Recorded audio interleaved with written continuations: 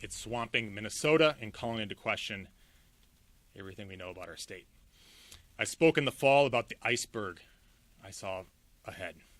Something's fraud that's much larger than what's been visible to the public. When I said that, it wasn't hyperbole or rhetoric, it was a warning. And today I want to talk and I want to show here a sense of what that iceberg looks like, because I think people deserve to know what that is and how big this problem is, because we can't solve the problem until we grapple with the size of it. So the Center for Medicare and Medicaid Services pulled the claims data for these 14 programs dating back to 2018. And those 14 programs in Minnesota have cost $18 billion since 2018, and more than $3.5 billion in 2024 alone. So that's a sense of the magnitude of the problem. These are the 14 Medicaid programs, which is just a part of Medicaid, these waivered services that have been flagged as having issues with program integrity and fraud. Now, I'm sure everyone is wondering how much of this $18 billion was fraud.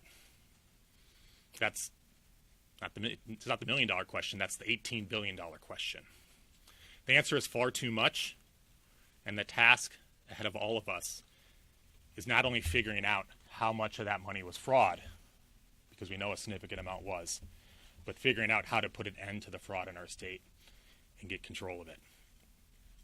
So let me end with this before I take questions.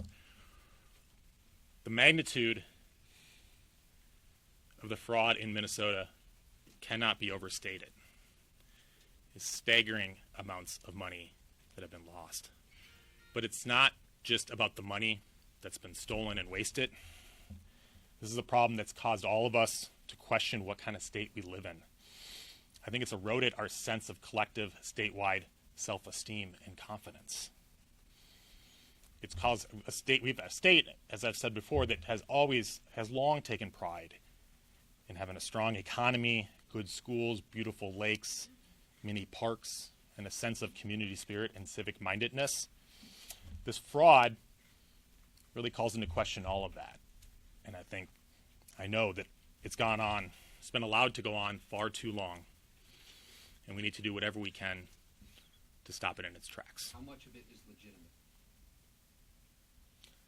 You know, I don't make these generalizations in a hasty way. So when I say a significant amount, I'm talking in the order of half or more. But we'll see. When I look at the claims data and the providers, I see more red flags than I see legitimate providers, and overwhelmingly so.